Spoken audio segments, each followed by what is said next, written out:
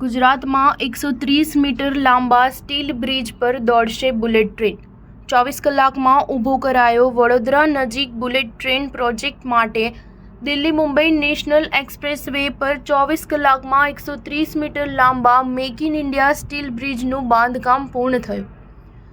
Mumbai Ahmedabad bullet train project માટે 130 metre લાંબા steel બ્રિજનું નિર્માણ NHSRCL દ્વારા 23મી જૂને પૂર્ણ કરવામાં આવ્યું છે। રોડ ટ્રાફિકમાં ખલેલ પહોંચાડ્યા વિના આ સ્ટીલ બ્રિજનું નિર્માણ પૂર્ણ કરવામાં આવ્યું હતું। 18 મીટર ઊંચો અને 14.9 મીટર પહોળો 3000 મેટ્રિક ટનનો સ્ટીલ બ્રિજને મહારાષ્ટ્રના વર્ધા સ્થિત વર્કશોપમાં તૈયાર કરવામાં હતો। તેના ઇન્સ્ટોલેશન માટે ટ્રેલર પર સાઇટ પર લઈ જવામાં આવ્યો હતો।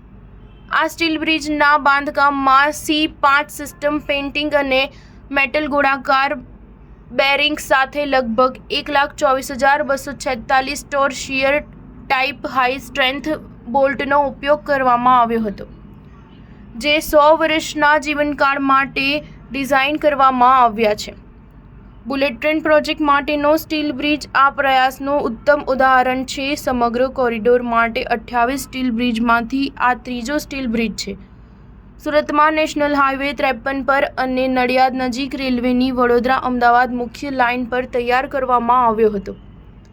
દેશમાં 100થી 160 કિલોમીટર 1000થી 1500 કિલોમીટર પ્રતિ કલાકની ઝડપે દોડતી ભારે માલવાહક અને હાઈ સ્પીડ ટ્રેનો માટે સ્ટીલ બ્રિજ બનાવવાની કુશળતા છે।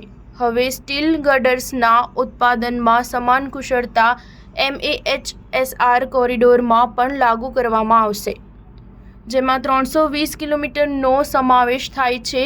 ઓપરેટિંગ સ્પીડ પ્રતિ કલાક હશે। સ્ટાર ન્યૂઝ 7 હંમેશા સચ્ચાઈની સાથે।